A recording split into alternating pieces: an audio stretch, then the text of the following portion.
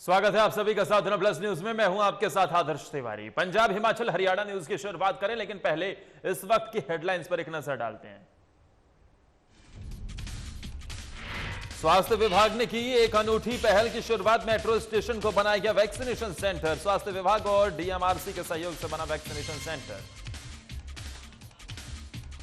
15 जुलाई तक रहेगी बच्चों की छुट्टी। सभी कर्मचारी आएंगे स्कूल। खंड शिक्षा अधिकारी आनंद शर्मा ने दी जानकारी।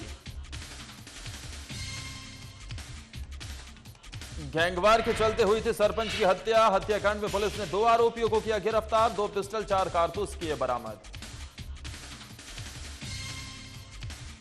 और अंबाला शहर की होलसेल कपड़ा मार्केट में लगी आग। 3 मंजिला शोरूम राख में हुआ तब्दील। 1.5 घंटे की मशक्कत के बाद आग पर पाया काबू। तो मुख्यमंत्री मनोहर लाल तो दिल से आत्मा से हिंदुस्तानी हैं। हिंदुस्तानी थे और हिंदुस्तान में आए। पाकिस्तानी होते तो पाकिस्तान में रह जाते। कुछ इसी तरह से गृह एवं स्वास्थ्य मंत्री अनिल विज ने किसान नेता गुरनाम चढ़ूनी पर निशाना साधा। दरअसल चढ़ूनी ने बीते दिनों मुख्यमंत्री मनोहर लाल को पाकिस्तानी बता दिया था, जिसके बाद मंत्री अनिल विज ने चढ़ूनी पर पलटवार किया और कहा कि इस तरह के बयान तो शर्मनाक हैं। उन्होंने यह भी कहा कि चढ़ूनी को समझ ही नहीं है और वो नासमझी वाली बात करते हैं। इसके साथ ही मंत्री अनिल विज ने किसानों के उग्र हो रहे आंदोलन को लेकर भी प्रतिक्रिया दी है। उन्होंने ये कहा है कि अब इनकी लीडरशिप फेल हो रही है। किसी भी आंदोलन को सफल करने की जिम्मेदारी उस आंदोलन के लीडरशिप पर निर्भर करती है। मंत्री अनिल विज ने यह भी कहा है कि जिस मुद्दे के लिए ये इकट्ठा हुए थे उसमें तो पूरी तरह से फेल हो गए हैं।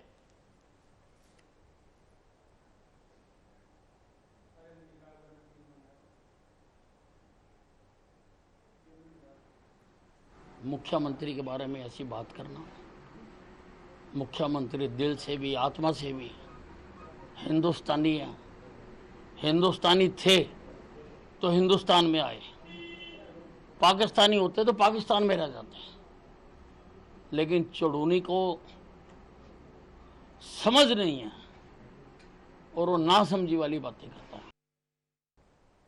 कुरुक्षेत्र में राज्य के पूर्व मंत्री और वर्तमान विधायक आमने सामने हुए हैं। आपको बता दें कि पूर्व मंत्री अशोक अरोड़ा ने कुरुक्षेत्र के विकास को लेकर प्रदेश सरकार पर निशाना साधा और अब बीजेपी के थानेसर विधायक सुभाष सुधा मीडिया से रूबरू होते हुए उन्होंने कहा है कि बीजेपी हाईकमान जिसको नगर परिषद चुनाव में टिकट देगी वही थानेसर से नगर परिषद का चेयरमैन होगा।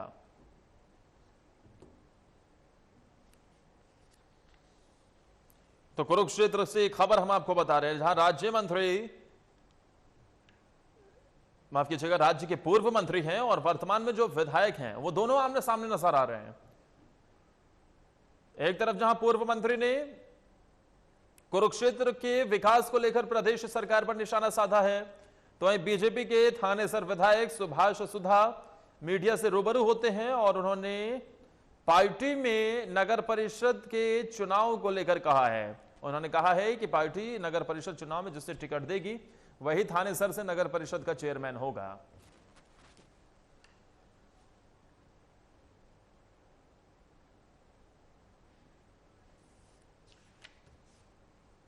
दिल्ली से सटे साइबर सिटी गुरुग्राम में स्वास्थ्य विभाग द्वारा एक अनूठी पहल की शुरुआत की गई है, जिसमें देश का पहला ऐसा वैक्सीनेशन सेंटर बनाया गया है जो कि किसी मेट्रो स्टेशन पर है। आपको बता दें कि गुरुग्राम स्वास्थ्य विभाग और डीएमआरसी के सहयोग से Hooda city centre metro station पर वैक्सीनेशन सेंटर बनाया गया है, जिसमें मेट्रो स्टेशन पर आने जाने वाले और सफर करने वाले लोगों को वैक्सीन लगाई जाएगी। आपको बता दें कि यह सेंटर केवल एक दिन के लिए नहीं बल्कि ये फिक्स वैक्सीनेशन सेंटर है।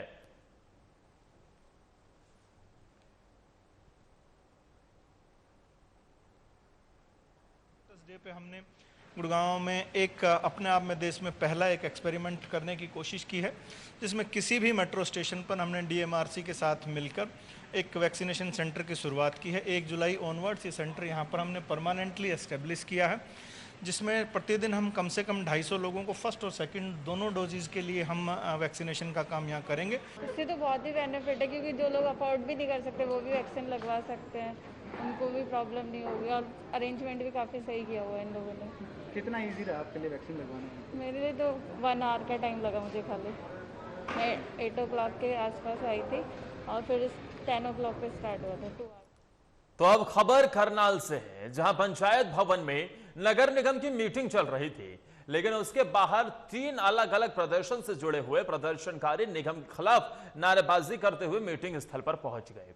वहीं इन प्रदर्शनकारियों की अलग अलग मांगे थी, जिसको लेकर उन्होंने प्रशासन के खिलाफ हल्ला बोला हुआ था।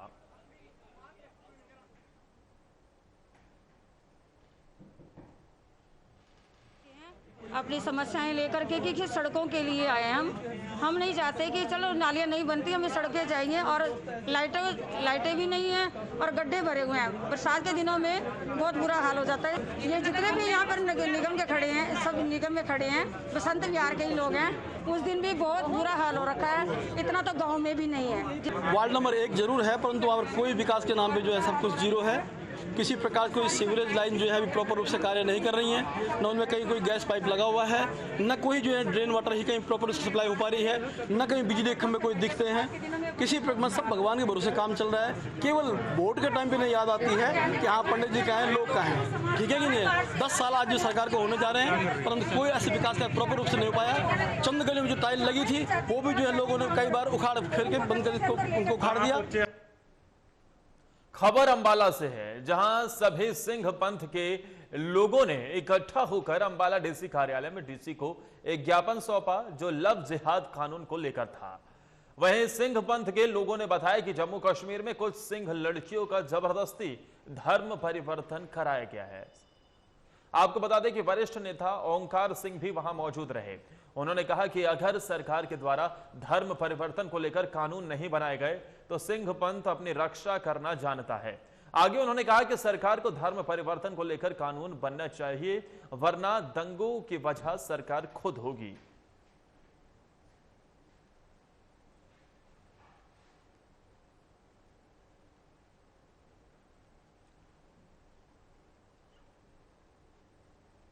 तो सिख पंथ के ये लोग जिन्होंने डीसी को ज्ञापन सौंपा है, और डीसी को ज्ञापन सौंपते हुए उन्होंने कहा है कि जम्मू कश्मीर में ये खबर मिल गई है कि कुछ सिख लड़कियों का धर्मांतरण कराया जा रहा है, जबरदस्ती धर्म परिवर्तन करवाया गया था। वहीं वरिष्ठ नेता ओंकार सिंह भी जब डीसी कार्यालय में ज्ञापन सौंपा जा रहा था तो मौजूद थे।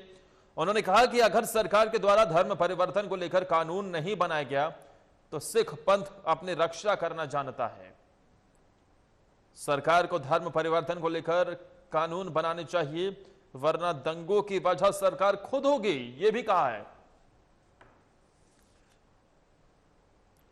वहीं कोरोना महामारी के चलते जब डॉक्टर अपनी नौकरियां छोड़ रहे थे, तब रादौर के विश्वकर्मा कॉलोनी की रहने वाली डॉक्टर शालिनी सैनी ने लोगों की जिंदगी को प्राथमिकता देकर रादौर के सरकारी अस्पताल में अपनी नौकरी ज्वाइन की। जब हमारे रिपोर्टर ने उनसे बात की तो उन्होंने बताया कि कोरोना के समय में ही उन्होंने नौकरी ज्वाइन की थी। उस वक्त उन्हें काफी डर था कि कहीं वो खुद या उनके परिवार का कोई सदस्य संक्रमित ना हो जाए, लेकिन फिर परिवार के सदस्यों ने उन्हें हौसला दिया और कहा कि जब देश में युद्ध होता है तो ऐसे समय में आर्मी कभी अपने फर्ज से पीछे नहीं हटती, इसलिए कोरोना काल में डॉक्टर भी किसी योद्धा से कम नहीं है।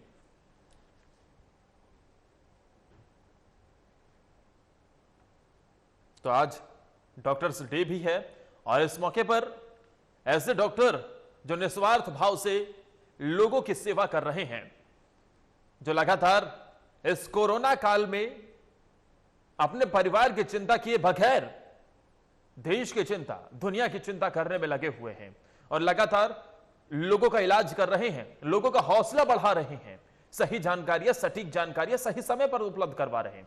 ऐसे में डॉक्टर शालिनी सैनी, जब हमने देखा कि कोरोना काल में कितने डॉक्टर्स ने अपनी जिंदगियां गंवाई, तो इसी को लेकर काफी डॉक्टर्स ने अपनी नौकरी तक छोड़ दी, लेकिन शालिनी सैनी ने कहा कि यही तो मौका है अपने देश की सच्ची सेवा करने का, और उन्होंने बिना कुछ सोचे समझे नौकरी ज्वाइन कर ली। अपनी जान की परवाह किए बिना वो नौकरी कर रही हैं और लोगों को इलाज के लिए लगातार वो सेवाएं दे रही हैं। ड्यूटी शुरू की थी यहाँ मेरी, और ये मेरी फर्स्ट जॉब ही है। मुझे भी डर था लास्ट टाइम जब मैंने जुलाई में यहाँ पे ज्वाइन किया कि कैसे मैं फेस करूँगी, कहीं मुझे कोविड ना हो जाए, मेरी फैमिली को कोविड ना हो जाए। लेकिन इस चीज़ के लिए मेरे फादर, मेरे चाचा जी ने मुझे बहुत मोटिवेट किया। लाइक उन्होंने मुझे एग्जांपल दिया कि आर्मी वाले होते हैं, देश में कोई युद्ध होता है तो वो पीछे नहीं हटते। अभी देश को तुम्हारी ज़रूरत है तो आप पीछे नहीं हट सकते। इस चीज़ से मुझे बहुत मोटिवेशन मिली। तो जम्मू कश्मीर में सिख युवतियों के धर्मांतरण मामले को लेकर फतेहाबाद के युवक ने सोशल मीडिया पर सिखों के खिलाफ आपत्तिजनक पोस्ट डाली थी, जिसके बाद फतेहाबाद गुरुद्वारा प्रबंधक कमेटी ने युवक को पकड़कर पुलिस के हवाले कर दिया। वहीं युवक ने भरी पंचायत में माफी मांगी है और युवक ने कहा है कि उसने गलती से फेसबुक पर सिख समाज के खिलाफ पोस्ट डाल दी थी। साथ ही युवक ने यह भी कहा है कि आगे से ऐसी गलती नहीं होगी, जिसके बाद सिख समाज ने युवक को माफ कर दिया है।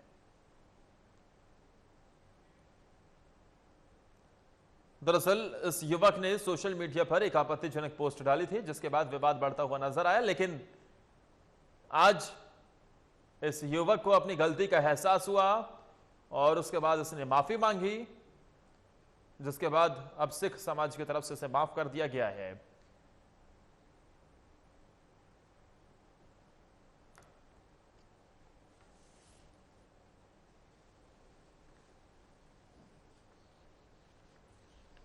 तो गुरुद्वारा प्रबंधक ने युवक को पुलिस के हवाले किया था क्योंकि सोशल मीडिया पर आपत्तिजनक पोस्ट डाली गई थी इसके जरिए से, लेकिन अब इसे माफ कर दिया गया है क्योंकि इसे अपनी गलती का एहसास हुआ। जम्मू कश्मीर में सिख युवतियों के धर्मांतरण मामले को लेकर इस युवक ने सोशल मीडिया पर सिखों के खिलाफ आपत्तिजनक पोस्ट डाली थी।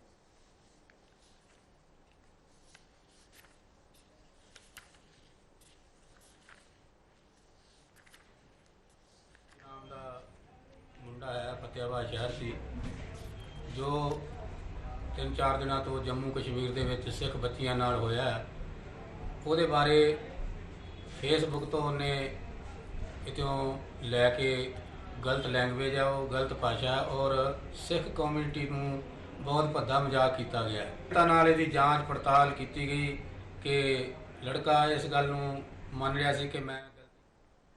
खबर नूह से है, जहां बीते दिन हुई लूट के मामले का पुलिस ने खुलासा कर दिया है। आपको बता दें कि मामले का खुलासा करने के लिए पुलिस ने एक टीम का गठन किया था और आज पुलिस ने 4 घंटे के अंदर लूट की इस वारदात का खुलासा करते हुए लूट करने के 2 मुख्य आरोपियों को गिरफ्तार करके आरोपियों से लूटी हुई गाड़ी को बरामद करने में सफलता हासिल की है। वहीं दोनों आरोपियों से मुकदमे के संबंध में गहनता से पूछताछ की जा रही है और लूट में शामिल अन्य आरोपी को भी जल्द ही गिरफ्तार कर लिया जाएगा।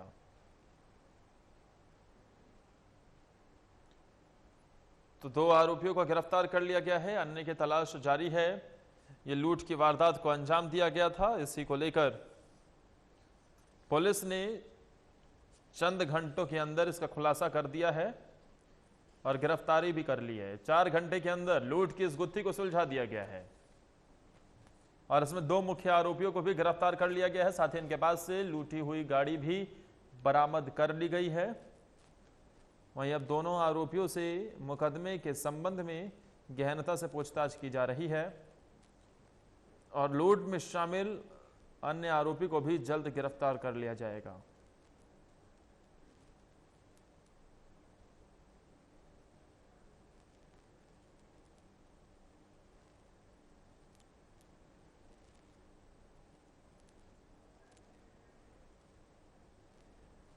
तो लूटी गई गाड़ी को भी बरामद कर लिया गया है। ये खबर हम आपको बता रहे हैं, जहां 4 घंटे के अंदर पुलिस ने बड़ी सफलता प्राप्त करते हुए लूट कांड के 2 मुख्य आरोपियों को भी गिरफ्तार कर लिया है। इनके पास से लूटी गई गाड़ी भी बरामद कर ली गई है। वह दोनों आरोपियों से मुकदमे के संबंध में गहनता से पूछताछ की जा रही है। साथ ही लूट में शामिल अन्य आरोपियों की भी जल्द गिरफ्तारी की बात कही गई है।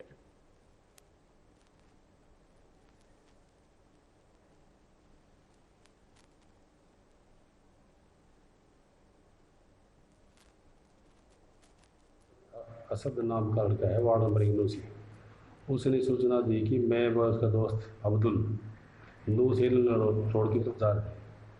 3 अज्ञात नौजवानों लड़कों ने उनकी कार को हाथ दिया और इन कार रोकने पर उन्होंने चारों तरफ से कार को घेर लिया और हवाई फायर किया और कट्टे की नोक पर कार को छीन लिया और मोदी के फ़ोन को भी छीन लिया इन्होंने।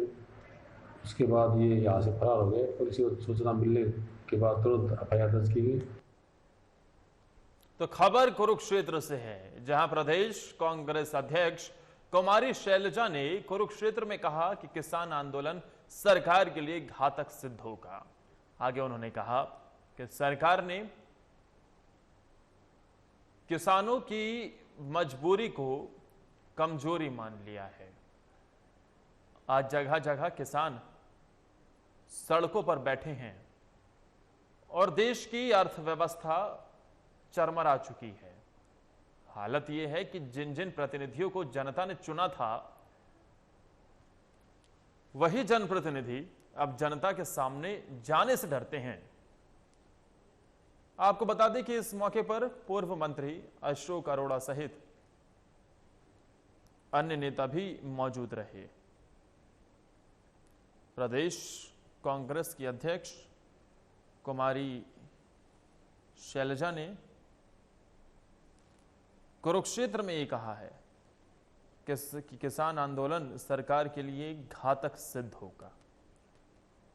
उन्होंने कहा कि किसानों की मजबूरी को सरकार ने कमजोरी मान लिया है और साथ ही उन्होंने ये भी कहा है कि आज जगह जगह किसान धरने पर बैठे हुए हैं अपनी मांगों को लेकर और देश की अर्थव्यवस्था भी चरमरा चुकी है।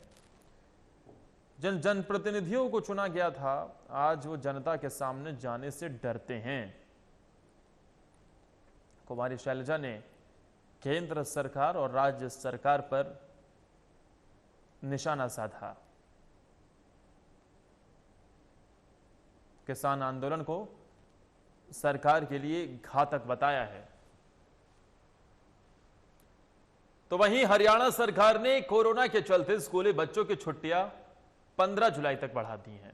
खंड शिक्षा अधिकारी आनंद शर्मा ने जानकारी देते हुए कहा कि हरियाणा में स्कूलों की छुट्टियों को आगे बढ़ा दिया गया है। कोरोना के मामले काफी कम हुए हैं, स्थिति नियंत्रण में है, लेकिन अभी अभिभावकों और बच्चों में डर है। इसी को देखते हुए यह निर्णय लिया गया है। आपको बता दें कि स्कूलों में पूरा स्टाफ आता रहेगा और बच्चों की पढ़ाई मुख्यमंत्री दूरवर्ती शिक्षा कार्यक्रम के तहत ऑनलाइन चलेगी। 15 जुलाई तक बच्चों की छुट्टी रहेगी और इस मौके पर बच्चों की ऑनलाइन पढ़ाई जारी रहेगी। दरअसल इस कोरोना के चलते सबसे ज़्यादा अगर कुछ प्रभावित हुआ है तो वो है एजुकेशन सेक्टर। बच्चों की पढ़ाई पूरी तरीके से बाधित नजर आई।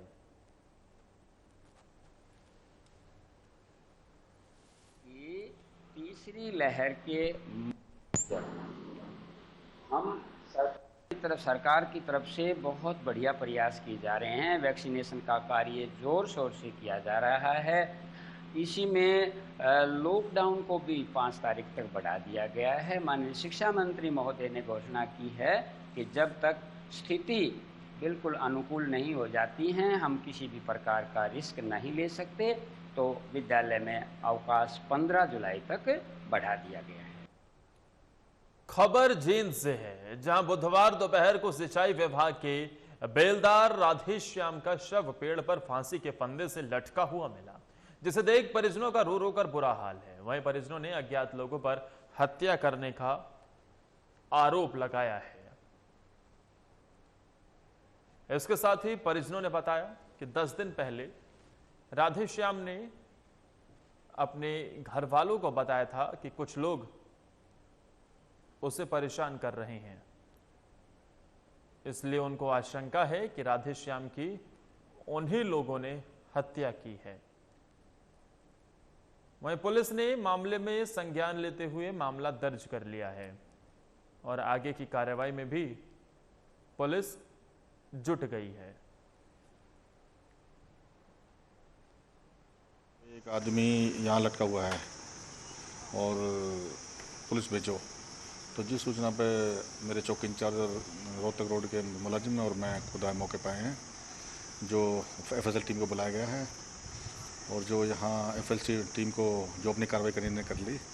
अब बॉडी को जो अपना हैंग बॉडी थी उसको उतार के पोस्टमार्टम कराने के लिए वहाँ जा रहे हैं। तो जो भी जैसे भी कार्रवाई होगी, जो कॉज ऑफ डेथ आएगा उसके साथ कार्रवाई की जाएगी। खबर फरीदाबाद से है, जहां मीडिया ने अपने स्टिंग ऑपरेशन में खुलासा किया है। आपको बता दें कि मीडिया ने जानकारी देते हुए बताया है कि पुलिस के नाक के नीचे जिस्म फरोशी का धंधा चल रहा है। वहीं जब इसकी सूचना चौकी इंचार्ज को दी तो पुलिस के अधिकारी ही आनाकानी करने लगे और बाद में जब दबाव पड़ा तो मुकदमा दर्ज करने की बात कही।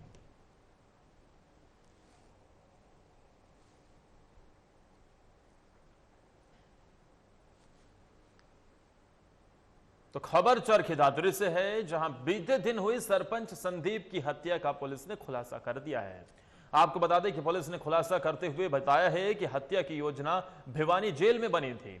वहीं पुलिस ने हत्याकांड में मुख्य आरोपी जोगेंद्र उर्फ भोली और उसके साथी को गिरफ्तार कर रिमांड पर भेज दिया है और रिमांड के दौरान मुख्य आरोपी ने खुलासा किया कि सरपंच संदीप की गाड़ी में जीपीएस लगाया था और मौका मिलते ही गोलियों से भूनकर हत्या की थी। को जो कपूरी पहाड़ी है वहाँ पर जो आश्रम था, वहाँ एक साहूवाज के सरपंच का जो कत्ल हुआ था, उसमें हमने लगभग तीनों लोगों को पकड़ने में कामयाबी हासिल की है। इस संबंध में पुलिस ने 103 नंबर एफआईआर दर्ज की थी 302 के तहत और झुझू कला में, और हमने इसमें जो 3 लोग उस दिन जिन्होंने लोगों ने मर्डर किया था, उसमें से 2 लोग हम गिरफ्तार यहाँ कर चुके हैं, यानी कि अपनी दादरी में, और एक जो है इसमें जो अक्यूज्ड है वो वहाँ राजस्थान पुलिस ने उसको पकड़ रखा है। अंबाला शहर में स्थित होलसेल कपड़ा मार्केट में देर रात आग ने जमकर अपना कहर बरपाया।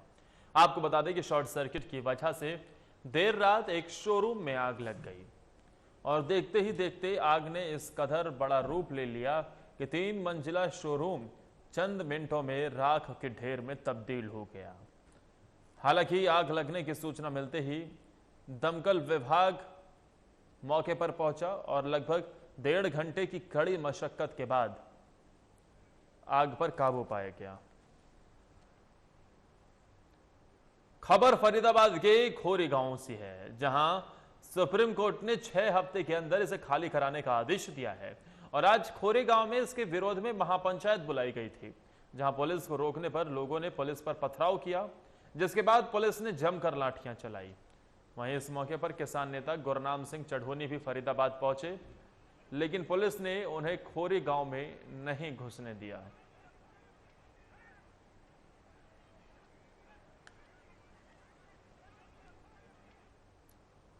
विकास कार्य के तहत कपूरथला वार्ड नंबर 22 में 25 लाख की लागत से सीवरेज पाइपलाइन बिछाने का काम शुरू हो गया है। आपको बता दें कि नई सीवरेज पाइपलाइन बिछाने से 22, 23 और 30 नंबर वार्डों के लोगों को लाभ मिलेगा। सीवरेज पाइपलाइन बिछाने का उद्घाटन मार्केट कमेटी के वाइस चेयरमैन राजेंद्र कोड़ा और वार्ड नंबर 22 के काउंसलर बलजीत सिंह काला ने किया है।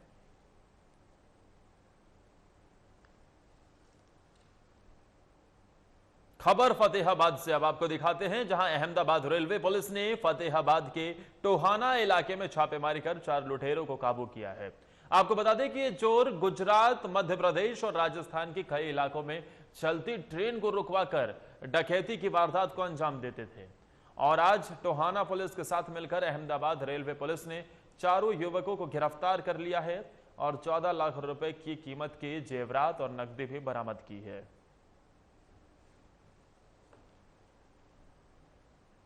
खबर करनाल से है, जहां शहर में 98 करोड़ की लागत से बनने वाले फ्लाईओवर का विरोध शुरू हो गया है। आपको बता दें कि प्रशासन ने पुल बनाने की घोषणा कर दी है, जिसके बाद स्थानीय व्यापारियों ने इस योजना की खिलाफत शुरू कर दी है। वहीं पुल निर्माण की योजना को लेकर व्यापारियों के दल ने डीसी को ज्ञापन देकर पुल नहीं बनाने की मांग की है। इसी कड़ी में व्यापारियों ने कहा कि पुल बनने से 1000 से अधिक दुकानदार प्रभावित होंगे, लेकिन ट्रैफिक व्यवस्था को अधिक लाभ नहीं होगा। वहीं डीसी से हुई मीटिंग के बाद व्यापारी संघ में कहा है कि उन्हें डीसी की तरफ से योजना के बारे में पुनर्विचार का आश्वासन दिया गया है। सोनीपत जिले में किसानों के लिए मेरा पानी मेरा विरासत योजना के तहत पंजीकरण करवाना मुश्किल हो गया है। आपको बता दें कि पोर्टल पर उन किसानों का पंजीकरण नहीं हो पा रहा है जिन किसानों ने पिछले साल मेरी फसल मेरा ब्यौरा पोर्टल पर अपने धान की फसल का पंजीकरण नहीं करवाया था। ऐसे में जहां बड़ी संख्या में किसान मेरा पानी मेरी विरासत योजना के तहत लाभ प्राप्त करने से वंचित हो गए हैं, तो कृषि विभाग को भी लक्ष्य को प्राप्त करने की टेंशन बढ़ गई है। तो पंजीकरण नहीं होने से किसान परेशान नजर आ रहे हैं। दरअसल मेरा पानी और ये जो योजना है इसके जरिए से इन लोगों को काफी परेशानियां हो रही हैं। उसका नाम है मेरा पानी मेरी विरासत, ये योजना जिसका लाभ इन लोगों को नहीं मिल पा रहा है। और उसके पीछे की वजह यह है कि पोर्टल पर उन किसानों का यह पंजीकरण नहीं हो पा रहा है जिन्होंने पिछले साल मेरी फसल मेरा ब्यौरा पोर्टल पर अपनी धान की फसल का पंजीकरण नहीं करवाया था। मेरा पानी मेरी विरासत स्कीम को लॉन्च किया गया है, जिसमें धान को छोड़कर अन्य फसलें लगाने के लिए सरकार द्वारा किसानों को 7,000 रुपये प्रति एकड़ प्रोत्साहन राशि दिए जाने का प्रावधान है। और इसमें सभी जिलों के लिए अलग अलग लक्ष्य निर्धारित किए गए हैं। जिला सोनीपत का कुल लक्ष्य 10,200 एकड़ है, जिसमें हमारी बागवानी एवं कृषि दोनों की फसलें सम्मिलित की गई हैं। मुख्यतः हमारे कपास का लक्ष्य है 1200 एकड़, कपास का लक्ष्य है 4200 एकड़, खरीफ दालों का लक्ष्य। महम में एक बुजुर्ग व्यक्ति को नशीला पदार्थ पिलाकर एक युवक ने उसके सोने की अंगूठी और नकदी छीन ली। आपको बता दें कि बुजुर्ग को नशीला पदार्थ पिलाकर अपने कंधे का सहारा देकर सरेआम सड़क से गुजर रहे युवक की यह करतूत सीसीटीवी कैमरे में कैद हो गई। वहीं मामले में बुजुर्ग के परिजनों ने बताया कि बुजुर्ग कल हिसार गया था, आज वापस आया तो बस से उतरते ही एक युवक ने उसको नशीला पदार्थ दिला दिया।